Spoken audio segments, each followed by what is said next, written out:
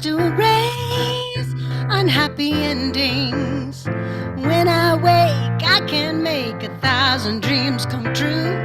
I can use my faith in God in everything I do, 'cause every day is new, with infinite paths to choose. The choices that I make and the chances I take create my truth, and every day is new.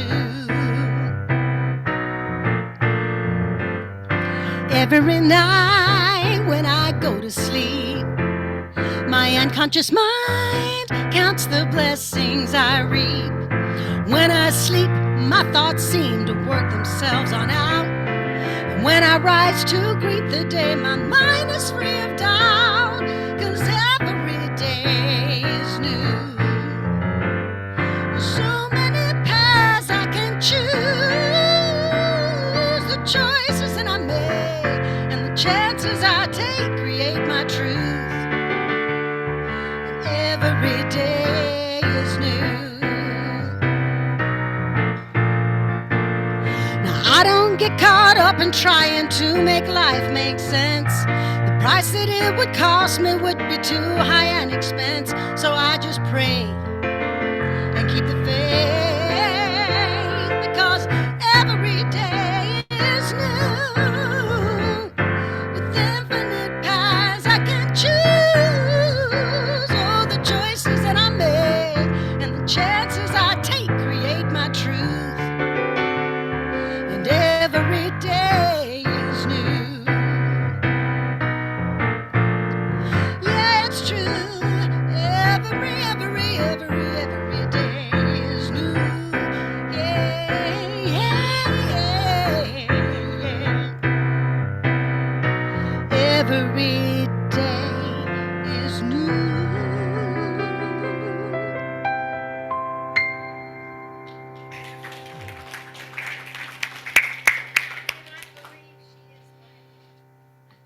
That's right. And we are glad she is your daughter, and we are glad you are with us today, and glad Jennifer is with us.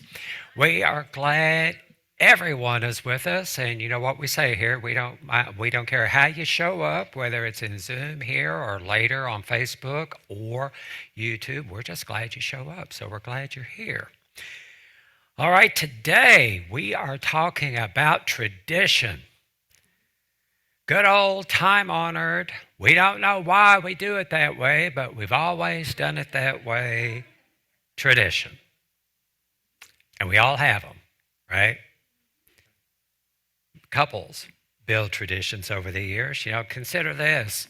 Ever have one of these conversations? Well, what do you want to do for dinner tonight? What do you mean, what do I want to do for dinner tonight? It's Friday night. We always go out for dinner on Friday night. Okay, well, that's fine. Where do you want to go? What is wrong with you? We have been going to XYZ Grill on Friday night ever since we moved in together years ago. It's tradition. What's wrong with you? Are you having a stroke? Families develop traditions over the years. You know, some families like mine, Thanksgiving and Christmas are always held at the same relative's home. Always. Unless and only if absolutely necessary, they might rotate it among a few select family members, but just a few. And you know why? Because you can't trust the holidays to just anybody, right? They might forget to use dear departed Aunt Sally's table centerpiece. If it's Thanksgiving, they might bake the dressing with the turkey instead of baking it separately. And worst of all, they might ask somebody other than Great-Grandpa John to bless the food. Sure, the food's cold by the time he finishes. And the football game is halfway over by the time he finishes, but it's okay, right? It's tradition, and we all know the food's not blessed unless Great-Grandpa John blesses it. Now, is there anything wrong with that? No. Not at all. Most of our traditions are harmless. A lot of them are good. A lot of our traditions give us a sense of, stability in a chaotic world. They give us a sense of history. But what happens, however, when our traditions that were once life-giving begin to lose their meaning? What happens when some of those traditions become life-draining rather than life-giving? Like some of those family holiday traditions. Oh my gosh, I don't want to go again this year. The drive is so long and they get on my nerves and but I gotta go because it's tradition. What happens when some of those traditions become more about making us feel comfortable rather than challenging us to grow? Now, when it comes to tradition in Scripture, our master teacher Jesus is often portrayed as someone who turned tradition on its ear. And indeed, sometimes he did. There are stories in the book of Matthew, one in particular, where some scribes and Pharisees come up to Jesus and they're complaining. And they're complaining because the disciples of Jesus are eating before washing their hands. They had a religious ritual of hand washing, and it was a purity ritual. So it was incredibly important to the scribes and Pharisees that everybody follow it. So they're complaining to Jesus, and Jesus responds by pointing out their hypocrisy. That's a real conversation opener.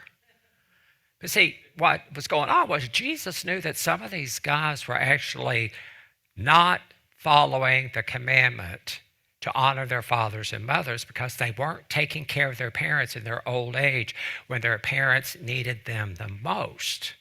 So they were breaking this commandment. And not only that, some of them were trying to throw God under the bus by telling their parents, well, it's out of my hands because any extra resources I have to give to the temple. I have to give it to God. So I can't help you out. Sorry. And they weren't doing it to start with, some of them. And Jesus knew this. Jesus finishes by telling the scribes and Pharisees, it's not what people put into their mouth that's the issue. It's what comes out of their mouth that is the issue. And the scribes and Pharisees got the point. And like most staunch traditionalists, when they're called out on their stuff, they were duly offended. Good old Jesus, always making friends in high places.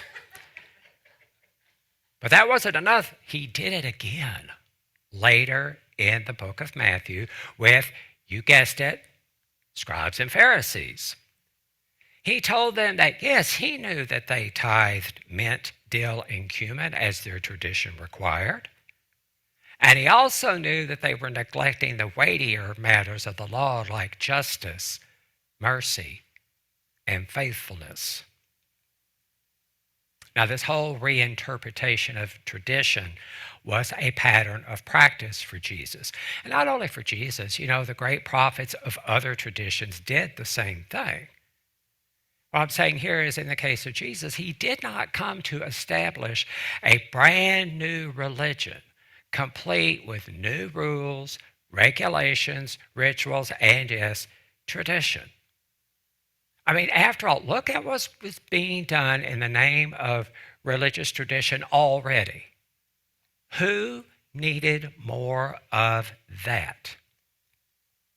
Look at some of the stuff being done in the name of religious tradition today. Who needs more of that? I mean, have you ever thought that maybe some of that is the reason so many people want nothing to do with organized religion at all? It's important to mention here, too, that calling out religious folks like this wasn't anything new. Like I said before, the great prophets of other traditions did this, and Jesus was just following in the footsteps of some of those great Old Testament prophets like Amos. There's a passage in the book of Amos from the Message translation. And this is where the prophet Amos And prophets were seen as basically mouthpieces for God, speaking for God, right? And this is what Amos, or God speaking through Amos, had to share in this book.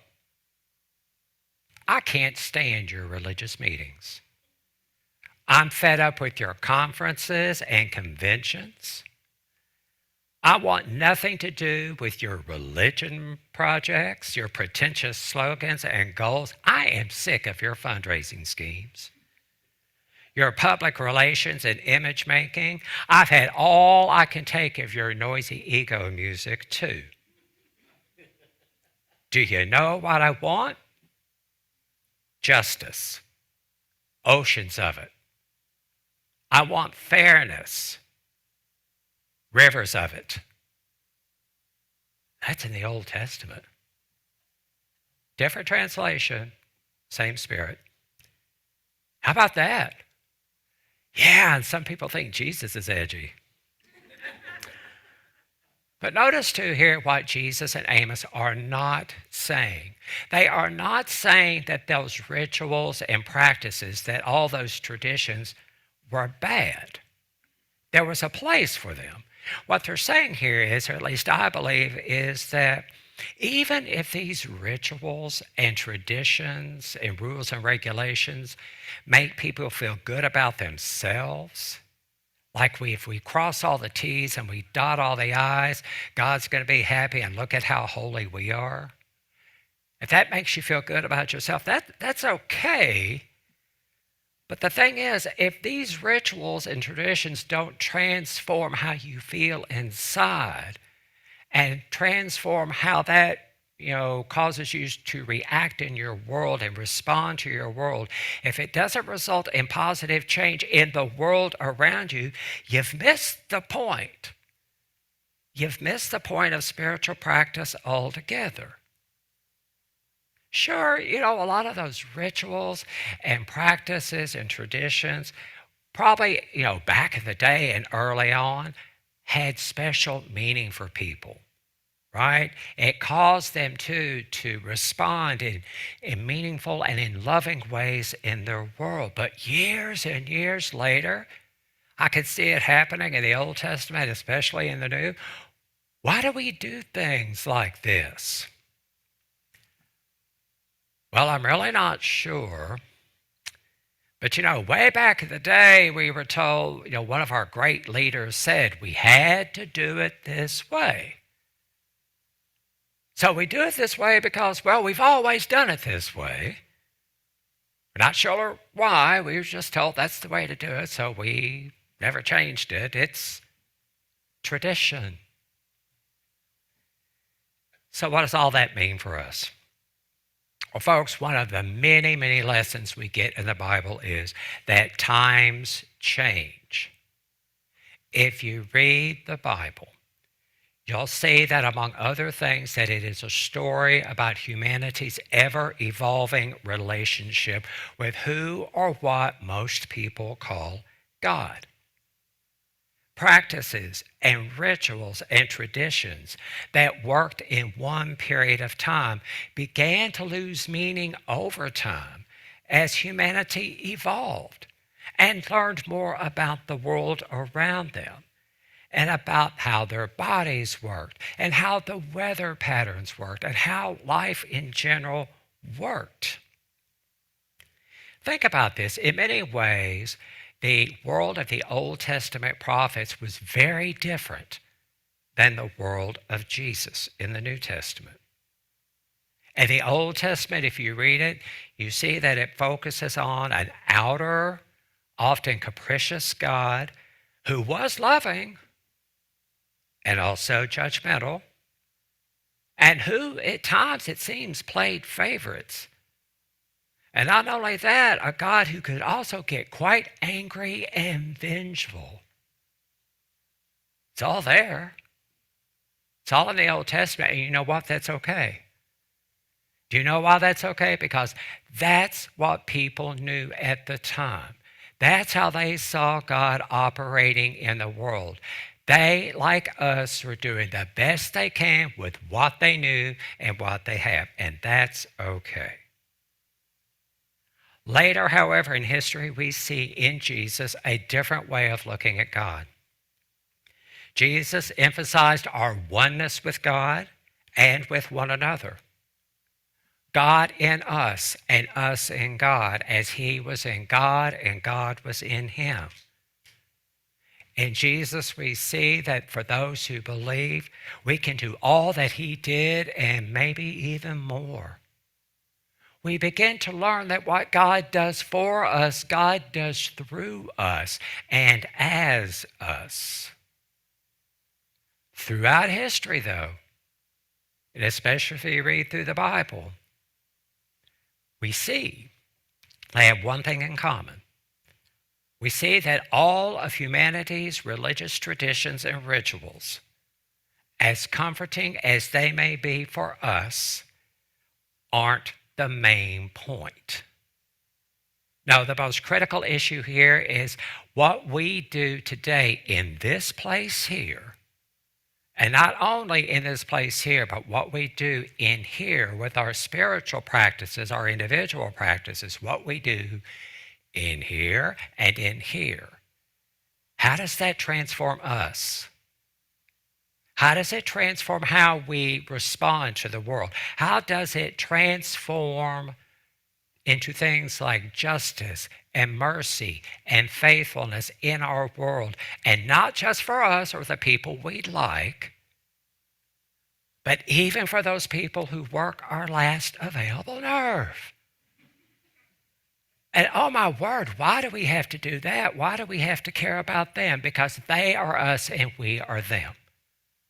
We are one. Like it or not, we are one. We're in this thing called life together.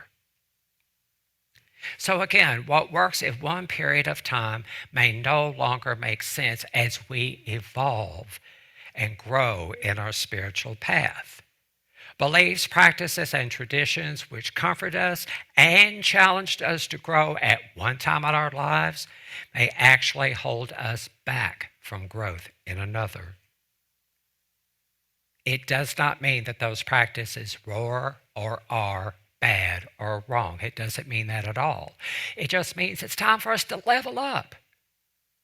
People who teach spiritual dynamics might say it's just time for us to move up the spiral to our next level of spiritual evolution. And I believe this wisdom applies to us not only as individuals, but to us as Unity of Gainesville and to the Unity movement as a whole. And in the Pentecostal tradition, this is where they say, uh-oh, he's done gone from preaching to meddling. People like our founders, Myrtle and Charles Fillmore, Ernest Holmes from Science of Mind, and other great New Thought leaders did amazing work reinterpreting how we look at the Bible, how we look at God and Jesus and life in general. And even though they identified as Christian, I believe the Fillmores and other like-minded people turned the world of traditional Christianity on its head with their reinterpretations again of the Bible and God and Jesus and life. It's a lot like what Jesus did with the Judaism of his day. Jesus even compared what he was doing in his time with new wine. He said, you cannot pour new wine into old wineskins, metaphysically saying, you can't expect growth and new behaviors with an old mindset. And I think the Fillmores would agree. So yes, we owe a huge debt of gratitude to our founders and the world in which we live is far different than the world of Charles and Myrtle. How we gather, when we gather, what we study, how we pray or meditate or conduct our services, even how we speak and write today are far different than they did then. It doesn't mean that, ooh, we're great and oh, they were just so far behind. No, again, they did what they had, what they could with what they had, what they knew. And there's nothing wrong with that. And it was great and it was mind blowing and life changing. Maybe it's time we start doing some of that again. So, with that in mind, here are a few questions for us to ponder. Is it time for us to think about changing our wineskins? Is it possibly time for us to update our mindsets? Is it possible that we could reinterpret and share our foundational unity and New Thought teachings in a way which promotes what our master teacher Jesus said were the weightier matters of the law: justice and faithfulness and mercy, healing, hope, light, and love. And again, not just for us and the people we like, but for all people. Folks, what would it take for us to build on unity's foundation of a positive, practical, and progressive approach to Christianity based on the teachings of Jesus and the power of prayer? What would it take? And to do that in ways which speak to people outside of our walls and not just to us insiders. Folks, a lot of us have been hearing this stuff for years and we've got it and it's okay. But sometimes people outside our walls don't know what we mean and don't know what we're talking about. And that's why they call us a cult and other unflattering names. So what does it take for us to speak the language? It's a lot. How do you even get started? It all starts in here. And it starts in here. It starts with our mindset and it starts with our heart set. Just remember that whatever we hold in here is eventually going to find its way into an outer expression, one way or the other. So, here's your homework for this week. Reflect on this question. What do I want my expression to be? Not only in here, but in the world. What do I want my expression to be? And so it is.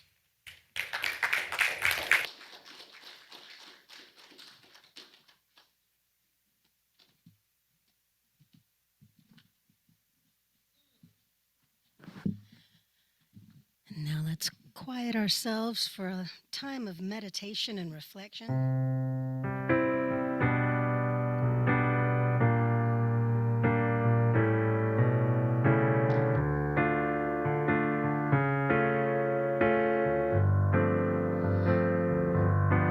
I am open and willing to allow the Christ to express in me, through me, as me.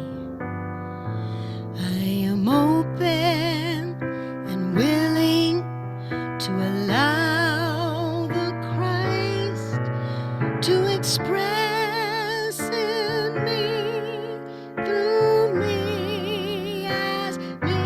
I am open and willing to allow the Christ to express in me, through me, as me. I am open and willing. I am open and willing. I am open and willing. I am. One more time. I am open and willing to allow the Christ to express in me, through me, as me. I am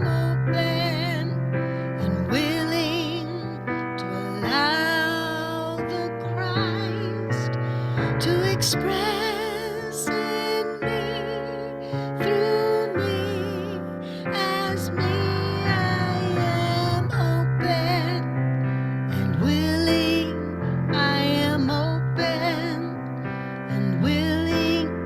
I am open and willing. I am.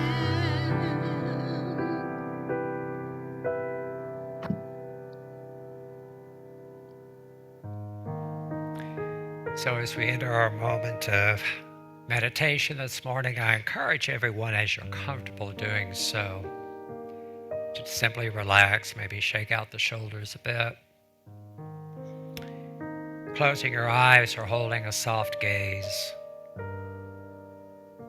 Feet on the floor, making that connection. Let's take a deep breath in. Release. Doing it again. Deep breath in and release. One more time in and out.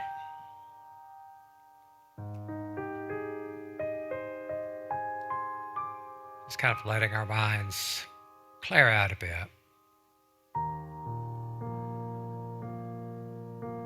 Thanking those thoughts for coming through and just sending them on their way for, in this moment, this is the only place, we have to be.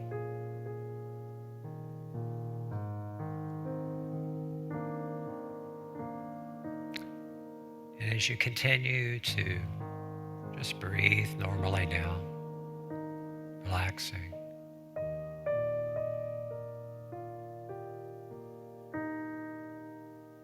This morning, I want us to think.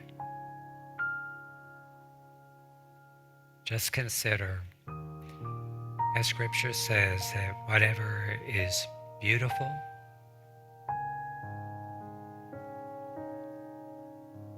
whatever is holy,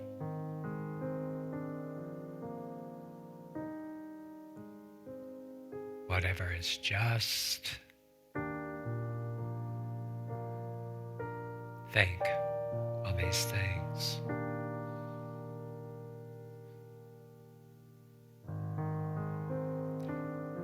Consider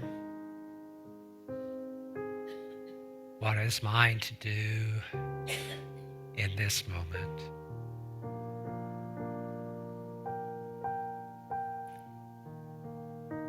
Just relax and think. Think on this one question. What do I want my expression to be? Think on this as we take a moment in the silence.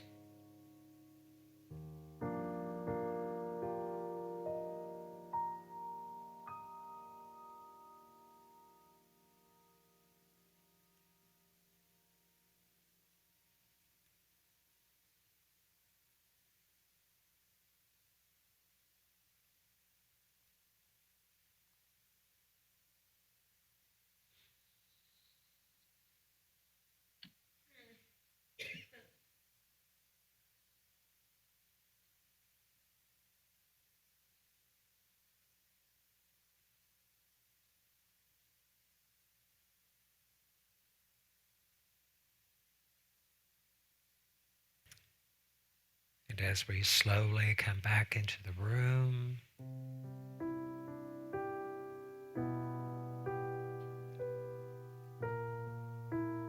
know that whatever your expression is, whatever you choose it to be,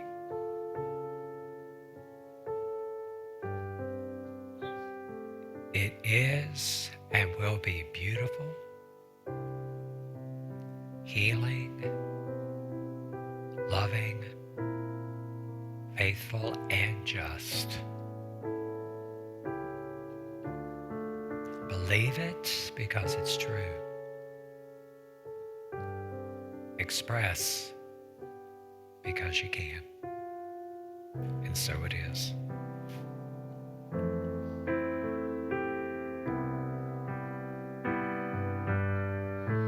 I am open and willing to allow the Christ to express in me, through me, as me. I am open and willing to allow the Christ to express in me, through me, as me.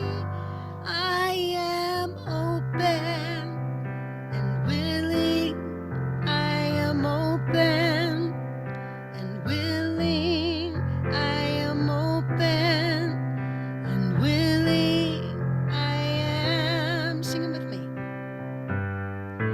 I am open and willing to allow the Christ to express in me, through me, as me. I am open and willing to allow the Christ to express in me, through me, as me. I am open and willing. I am open and willing. I am open and willing. I am.